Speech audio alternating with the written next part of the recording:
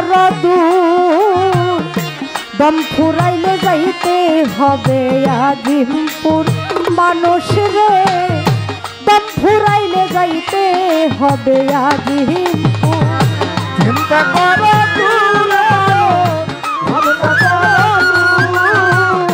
দম ফুরাইলে যাইতে হবে আজিমপুর মানুষ রে দম ফুরাইলে যাইতে হবে আজিমপুর। আরে যেইভাবে তো প্রশ্ন করে আমি কথা ভুলি নাই আমি ধীরে ধীরে তাহার কথার জবাব দিতে চাই আমার কাছে জিজ্ঞেস করে আসরের ভিতরে আমি ভুলি নাই কথা আমার মনে পড়ে খাজা বাবাকে মানুষ সবুজ বলে ডাকতো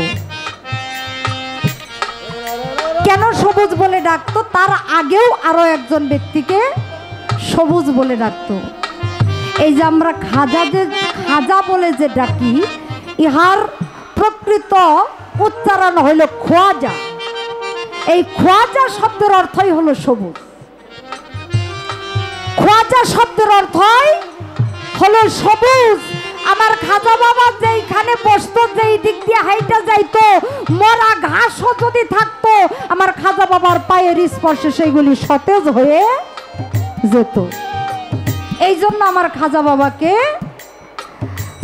সবুজ বলে ডাকতো শুধু তাই না আমার খাজা বাবার যিনি পীর খাজা উসমান হারুনি উনিও যে উনারও যে নামের পাশে খোয়াজা এই একই কারণে উনিও যেখান দিয়ে চলতো যেখানে হাঁটতো যেখানে বসতো একটা মরা ঘাসের উপরেও যদি বসতো উনি সেখান থেকে উঠে যাওয়ার পরে দেখা যেত সেই মরা ঘাসগুলি উনি যেই জায়গাটার মধ্যে ওনার স্পর্শ লাগছে ওই জায়গাটাই সবুজ হয়ে গেছে সতেজ হয়ে গেছে তাই তাদেরকে খোয়াজা বলে ডাকা হইতো খোয়াজা শব্দের অর্থ হইল সবুজ কিন্তু এটা পেয়েছে কোথা থেকে এটা তো আগে আমাদের জানতে হবে নাকি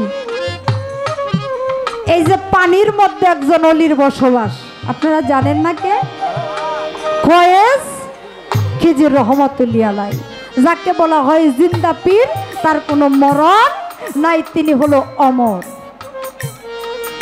বাদশাহ জুলকারনাইনের আমলে উনি ছিলেন বাদশাহ জুলকারনাইনের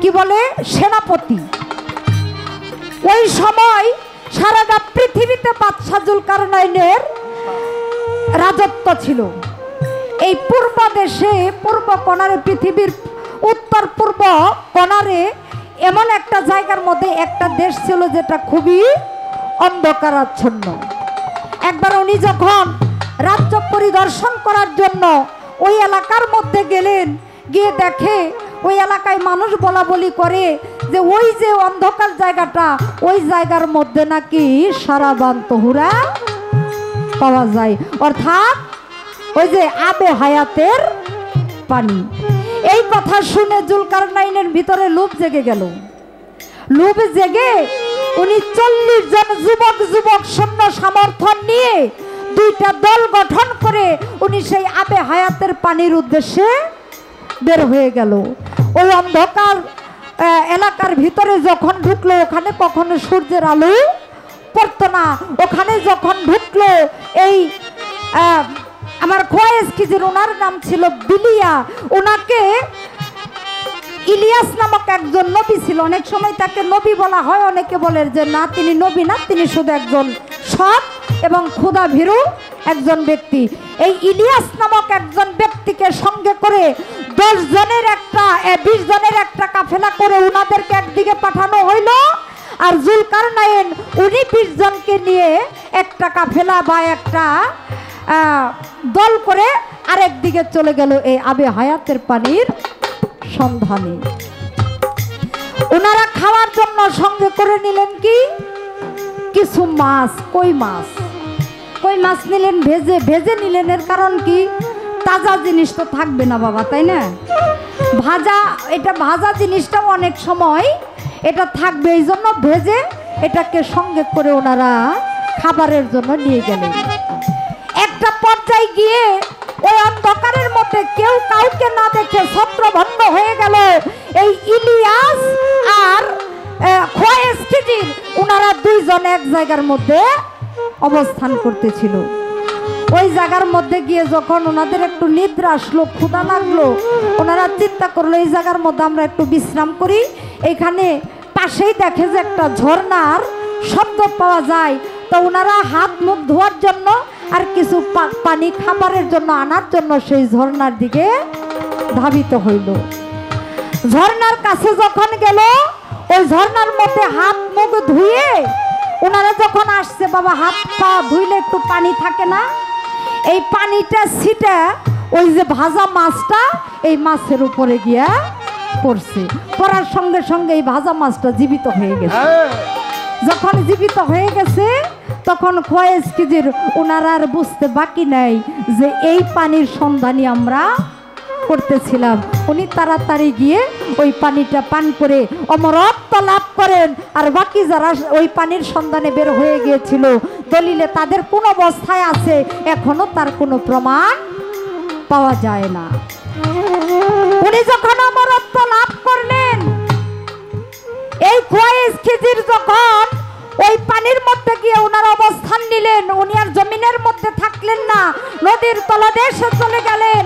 উনি মাঝে মাঝে উপরে উঠতেন, উপরে উঠে এই পৃথিবীটাকে মাঝে মধ্যে পরিভ্রমণ করতেন। ওই নদীর আশপাশ এলাকাটা ওনার পায়ের স্পর্শে যেখানেই ওনার স্পর্শ লাগতো ওই জায়গাটাই সবুজ হয়ে যাইত। এই জন্য ওনাকে বলা হয় খোয়েজ খিজির। খোয়েজ অর্থ সবুজ। ওই খোয়েজ শব্দ থেকে খোয়াজা শব্দের উৎপত্তি। খোয়াজা শব্দের অর্থই হলো সবুজ। যারা এই পৃথিবীতে অমর হয়ে গেছে, যারা আল্লাহর ওলি, তারা অমর, তারা কখনো মরে না। এই খোয়েজ খিজিরের হাত ধরে যারা আসছে তাদেরই পায়ের স্পর্শ পেলেই ওই মরা ঘাসটাও তাজা হয়ে যায়, জীবিত হয়ে যায়। এই জন্য তাদেরকে খোয়াজা বলে বা খাজা বলে ডাকা হয়।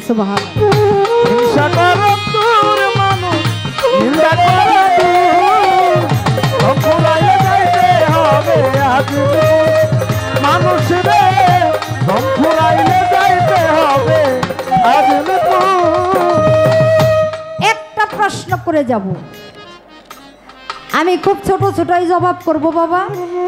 আমি জবাবও করব ছোট করে, আমি প্রশ্নও করব ছোট ছোট করে। ওনার যতক্ষণ মন চায় উনি গাবে। আমি বলছিলাম এই 10 মাসে শুধু 10 জন নারী কেন আসলো, কোনো পুরুষ? আমরা নারীরা গর্ভবতী হইলে কত ময় মুরব্বী, শ্বশুর, বিভিন্ন মানুষকে আমরা বংশের ময় মুরব্বীকে স্বপ্নে দেখে থাকি, কিন্তু উনি বংশের কোনো ময় মুরব্বীকে স্বপ্নে না দেখে শুধু নারীদেরকেই কেন স্বপ্নে দেখলেন? উনি ওনার জায়গা থেকে জবাব করেছে, জবাবের কোনো অভাব রাখে নাই। এবার এখান থেকেই আমি আরেকটা কথা আপনার কাছে জানতে চাই। কথাটা হচ্ছে, দেখেন বাবা, আমরা যখন সাধারণ মানুষ পৃথিবীতে আসি, আমরা মাতৃহেরেম থেকে যখন দুনিয়াতে প্রবেশ করি, করার সঙ্গে সঙ্গে ওয়ানা ওয়ানা ওয়ানা বলে চিৎকার করে উঠি, তাই না? আমার খাজা বাবা যখন পৃথিবীতে এসেছে তখন উনি আমাদের মতো ওয়ানা ওয়ানা বলে নাই। উনি বলেছিল হাসবি রাব্বি জাল্লাল্লাহ মাফি কালফি গায়রুল্লাহ নূর মুহাম্মদ সাল্লাল্লাহ লা ইলাহা ইল্লাল্লাহ। উনি মাতৃগর্ভেও এই জিকির করতে করতেই উনি দুনিয়াতেও এসেছেন। আসার সঙ্গে সঙ্গে উনি লা ইলাহা ইল্লাল্লাহ মুহাম্মদ রাসূলুল্লাহ কালেমা পাঠ করেছেন। কিন্তু আমার বড় পীরের ক্ষেত্রে একটু ভিন্ন ছিল। আমার বড় পীর যখন পৃথিবীতে ভূমিষ্ঠ হয় তখন উনি ওয়ানা ওয়ানাও বলেননি, উনি লা ইলাহা ইল্লাল্লাহ পাঠ করেননি। উনি এই পৃথিবীতে ভূমিষ্ঠ হওয়ার সঙ্গে সঙ্গে একটা দোয়া পাঠ করেছিল। আমার জানার বিষয় সেই দোয়াটা কি? আমরা কোনো মুসিবতে পড়লে দোয়া পাঠ করি, তাই না বাবা? অথবা আমাদের কোনো প্রয়োজন হলে আমরা দোয়া পাঠ করি। আমার বড় পীর যেদিন পৃথিবীতে আসলো, ওনার কি মুসিবত ছিল অথবা কি প্রয়োজন ছিল অথবা কোন উদ্দেশ্যে উনি কি দোয়া করেছিল আপনার কাছে একটু জানার বিষয়।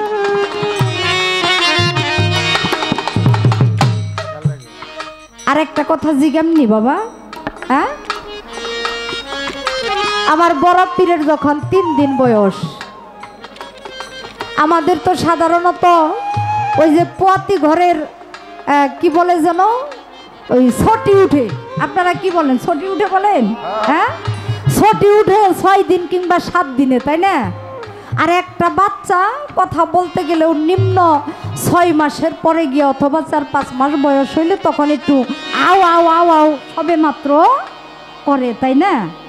কিন্তু আমার বড় পীর, ওনার যখন 3 দিন বয়স, ওনার নানাই ওনাকে দেখতে আসলেন। দেখতে আসলে মা জননী আমার বড় পীরকে তার নানার কোলে দিলেন। এই নানা আর নাতি, মানে প্রধানত যা হয় নানা নাতি একত্র হইলে অনেক রকমের গল্প গুজব হয় না বাবা? কিন্তু এইটা হয় কখন? যখন নাতি গল্প করার উপযুক্ত হয় তখন, তাই না?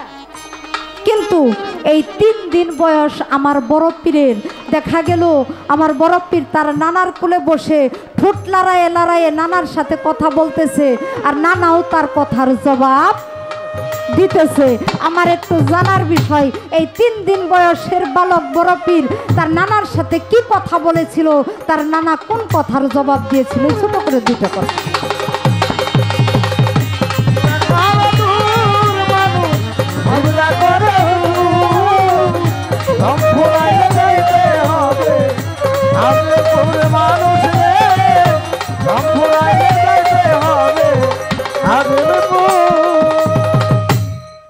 কনসে দিয়ে একটা বিপদে পড়ে গেছি না আমি।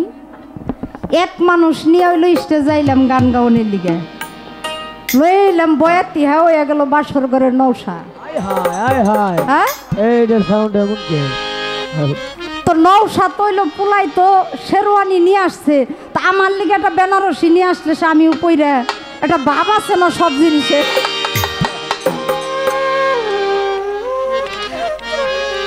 না আমরা শিল্পী ঠিক আছে, কিন্তু একজনে যদি এরকম নশার সাজে থাকে, আরেকজনে অবস্থায় থাকলে কি ভালো লাগে বলেন? হ্যাঁ, তা আমি একটু সেরু কি বলে বেনারসি পইরা আমি একটু ওইভাবে যাইতাম, দেখতে একটু ভালো লাগতো।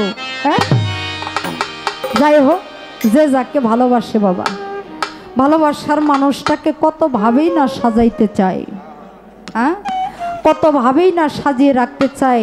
মনে চাই হৃদয়ের সিংহাসন পেতে।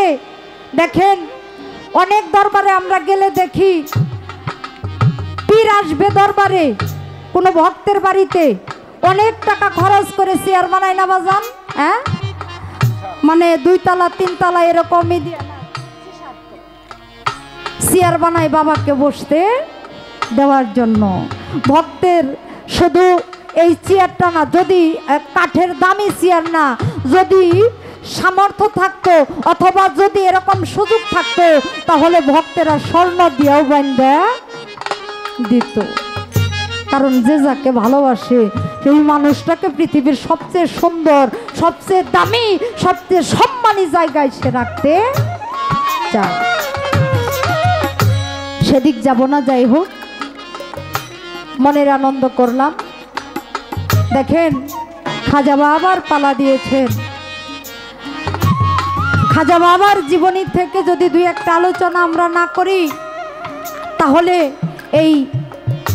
এই অলিদের যে মহান অলিদের যে কারামত, ইহা সম্পর্কে আমরা বুঝতে পারবো না।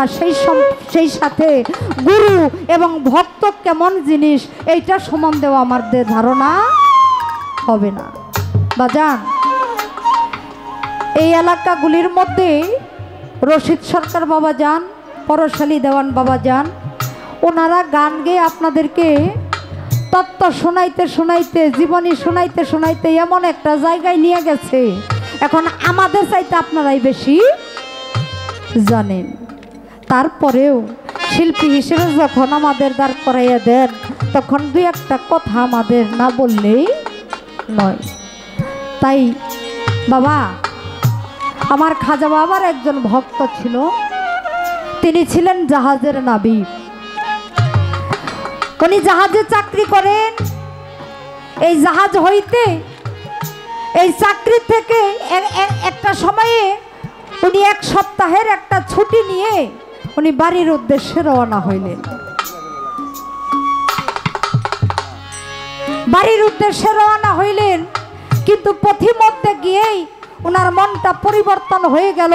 উনি বাড়ির দিকে না যেয়ে আমার খাজা বাবার দরবারের দিকে চলে গেলেন।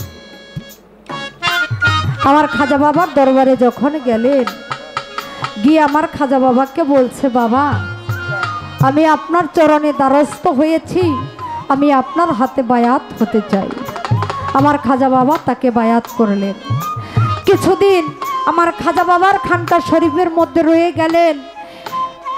একদিন ডাক দিয়ে বলতেছে, বাবা আপনার কাছে মরিদ হয়ে কয়েকটা দিন আমি কাটাইলাম, কিন্তু বাবা গো আমি ছোটখাটো একটা চাকরি করি, আমার আর থাকার সময় নাই, আমার ছুটি প্রায় শেষ হয়ে গেছে, আর মাত্র 1 দিন সময় আছে, আমি আমার মা বাবার সাথে একটু সাক্ষাৎ করে আমি আমার গন্তব্যস্থানে চলে যাব।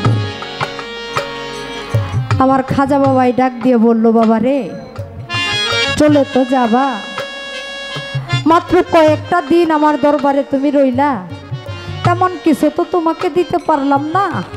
তবে বাজান গো, যদি কোনো বিপদে পড়ো, কঠিন কোনো বিপদে, তখন তুমি তোমার খাজা বাবাকে ডাকতে ভুল করো না, তখন তুমি তোমার মুর্শিদের নামকে স্মরণ করতে ভুল করো না। বিপদে পড়লে তুমি আমাকে স্মরণ করো। চলে গেছে। বাড়িতে যখন গেছে, বাড়িতে গিয়ে পৌঁছানোর সঙ্গে সঙ্গে মা বাবা ডাক দিয়ে বলতেছে, বাবা আমরা চেয়েছিলাম এইবার যখন তুই ছুটিতে আসবি, খাজা বাবার হাতে মুরিদ দিয়ে তারপরে তোকে আমরা একটা বিবাহ করাবো। ডাক দিয়ে বলছে, মা খাজা বাবার হাতে মুরিদ দিতে হবে না, আমি আসার পথে আমার কেন যেন মন টানলো, আমি আমার খাজা বাবার দরবারে গিয়ে খাজা বাবার কাছে মুরিদ হয়েই তারপরে আমি তোমাদের কাছে এসেছি। এখন তোমাদের যেই কর্তব্য কাজ সেটা তোমরা করতে পারো। বাবা মা মেয়ে দেখে রেখেছে। দেখতে গিয়ে মাত্র একটা রাত্র মেয়ে দেখতে গিয়ে মেয়েকে সঙ্গে করে বিয়ে পড়াইয়া নিয়ে আসছে। আগে এরকম হইতো না বাবা, হ্যাঁ আগে এরকম হইতো না। মেয়ে দেখতে গেছে, পছন্দ হয়েছে, খালি নিয়ে আইসা পড়ছে, এরকম হইতো আগে, বেশিরভাগই এরকম হইতো। এইভাবেই মেয়ে দেখতে গিয়ে সঙ্গে করে নিয়ে এসেছে। একটা রাত মাত্র বাসর ঘরে আলাপ আলোচনায় কাটিয়ে দিয়েছে। পরের দিন সকালে যখন সে চাকরি স্থলে চলে যাবে, তার ঘরের বিবিকে ডাক দিয়ে বলছে, বিবি তুমি আমার কাপড় চোপড় গুছাইয়ে দাও, আমার ডিউটিতে, আমার চাকরিতে যোগদান করতে হবে, আমার যে চলে যেতে হবে। ওই নাবিবের স্ত্রী ডাক দিয়ে বলছে, স্বামী গো মাত্র একটা রাত্র হইল তোমার সাথে আমার বিবাহ হয়েছে, আমি স্ত্রী হিসাবে কেমন তুমি তা জানলা না, তুমি স্বামী হিসাবে কেমন আমিও তা জানলাম না। স্বামী গো আমি একটা অনুরোধ করব, আমার অনুরোধটাকে একটু রাখবেন। বলে বলো। ও স্বামী, আপনি যেখানে চাকরি করেন এই দাসীকে সঙ্গে করে যদি আপনি একটু নিয়ে যাইতেন, আমি আপনার পাশে থেকে আমি আপনার একটু চরণের সেবা করতে পারতাম। জাহাজের নাবিক ডাক দিয়ে বলছে, তুমি এটা কি বলছো? আমি দৈনিক এই ঘাট থেকে ওই ঘাটে মানুষ পারাপার করি, তুমি ঘরের বউ, তোমাকে আমি কোথায় রাখবো? ডাক দিয়ে বলছে, স্বামী গো আপনি যেই জাহাজের মধ্যে মানুষ পারাপার করেন, ওই জাহাজের মধ্যে দৈনিক কতগুলি লোক আছে? ডাক দিয়ে বলছে 3000 বা 5000 এরকম লোক প্রতিদিন যাতায়াত করে। বলে স্বামী গো এই এতগুলি যাত্রীর মাঝে এই দাসীর জন্য একটু জায়গা কি হবে না? আমি না হয় ওই যাত্রীদের সাথে থেকে যাত্রীদের বেশ ধরেই আমি আপনার চরণ সেবা করব। কোনোভাবেই যখন স্ত্রীকে বুঝাইতে পারলেন না, এমন সময় ডাক দিয়ে বলছে ঠিক আছে চলো। সঙ্গে করে নিয়ে গেছে, গিয়ে চাকরিতে জয়েন করেই মানুষ জাহাজের মধ্যে ভরে যখন জাহাজটা ছেড়ে দিয়েছে বাবা, সমুদ্রের মাঝামাঝি যখন জাহাজটি গিয়ে পৌঁছেছে, এমন সময় লক্ষ্য করে চেয়ে দেখে চতুর্দিক থেকে ওই জাহাজটা ঝড়ের কবলে পড়ে গেছে। যেই দিক থেকে এসেছে ওই গন্তব্য স্থানে যাওয়ারও আর কোনো অবস্থা নাই। ডাইনেও যাইতে পারবে না, ঝড়ের কবলে পড়বে, বামেও যাইতে পারে না, আগেও যাইতে পারে না, পিছেও যাইতে পারে না। ভাবতে ভাবতে একটা সময় ঝড় এসে ওই জাহাজটিকে পাকড়াও করে ফেলেছে। জাহাজটা ঘূর্ণিপাকের মতো ঘুরতে ঘুরতে ওই নদীর থেকে অনেক উপরে উঠে গেছে। এমন সময় জাহাজের মধ্যে যেই যাত্রীগুলি ছিল হাউমাউ করে কাঁদতেছে, আর জাহাজের নাবিককে ডেকে বলতেছে এতগুলি মানুষ আমরা মরে যাচ্ছি, এই জাহাজ যদি ডুবে যায় আমরা কেউ বাঁচতে পারবো না, আপনি কোন একটা কাজ করুন, আমাদের জীবনটা আপনি ভিক্ষা দিন। এমন সময় হঠাৎ করে মনে পড়ে গেছে আমার খাজা বাবাই না বলেছিল যে যদি কোনো কঠিন বিপদে পড়ো তখন আমাকে স্মরণ করবি। এই কথা চিন্তা করে জাহাজের নাবিকটা একটা জায়নামাজ নিয়ে জাহাজের একটা জায়গার মধ্যে গিয়ে ওই সেজদারত অবস্থায় মুরাকাবা মুশাহেদায় পৌঁছে গিয়ে আমার খাজা বাবাকে ডাকছে, এমন ভাবে ডাকছে। এখান থেকে একটি গান করবো আমি। আজ বড় টিনা নেপো রিয়া ডাকি দয়া রহিলা কোথায় রে দয়াল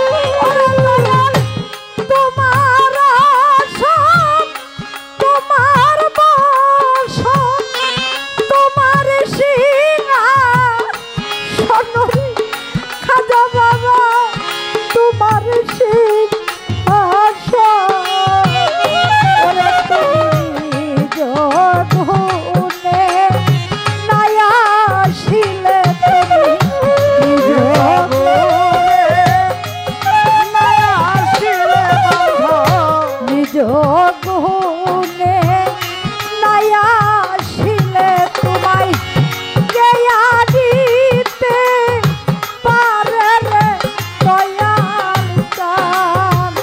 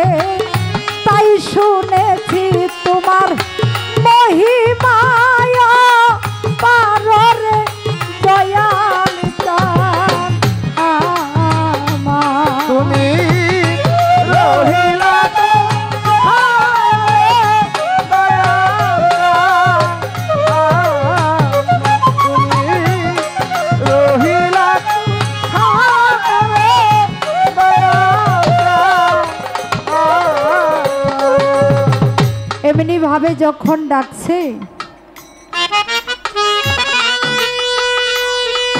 হঠাৎ করে নাবিবের স্ত্রী এসে নাবিবকে ডাক দিয়েছে, স্বামী গো তুমি মাথা উত্তোলন করো। যখন ডাক দিয়েছে সঙ্গে সঙ্গে রাগ হয়ে ওনাদের কাছে আত্মরক্ষার জন্য অস্ত্র থাকে, এইটা নিয়ে তার স্ত্রীকে আঘাত করার জন্য উঠেছে। ডাক দিয়ে বলছে, স্বামী গো মাত্র এই একটা দিন হয় আপনার সাথে আমার বিবাহ হয়েছে, আর এর মধ্যেই ভালো মন্দ না জেনে না বুঝেই আপনি আমাকে আঘাত করতে চাইলেন। জাহাজের নাবিক ডাক দিয়ে বলছে, স্ত্রী গো, তুমি তো জানো না আমি কেন তোমাকে আঘাত করতে উঠেছি। বলে, আমি জানতে চাই না, আমি আপনাকে একটা সুখবর দিতে এসেছিলাম। সুখবরটা হলো আমাদের জাহাজটা যে বিপদের মুখে ছিল, আমাদের জাহাজটা বিপদ মুক্ত হয়েছে। এই সুখবরটা আপনার কাছে দিতে এসে আমি আপনার কাছে এত বড় অপরাধী হয়ে গেলাম। বলে, বিবি গো, তুমি অপরাধী হওনি। তুমি যখন আমাকে ডেকেছ, আমি এই অবস্থার মধ্যে মুরাকাবা মুশাহেদার মধ্যে আমি যখন আমার খাজা বাবাকে স্মরণ করেছিলাম, আমার খাজা বাবা আমার সম্মুখে হাজির নাজির ছিল। তোমার স্পর্শের কারণে আমার ধ্যান ভেঙে যায়, আমার মুরাকাবা নষ্ট হয়ে যায়, আর আমার খাজা বাবা আমার থেকে দূরে চলে যায়। বিবি গো, আমি যেই রূপের ঝলকে দেখেছি, আমার সারা জীবনে যদি এইভাবে চলে যেত আমার কোনো আফসোস থাকতো না। আমি আমার মুর্শিদের রূপ দর্শন করতে করতে আমার একটা জন্ম আমি পার করে দিতে পারতাম। যে যাহাকে ভালোবাসে ওই মানুষটা ছাড়া তার আর কোনো কিছুই ভালো লাগে না। বিচার করো।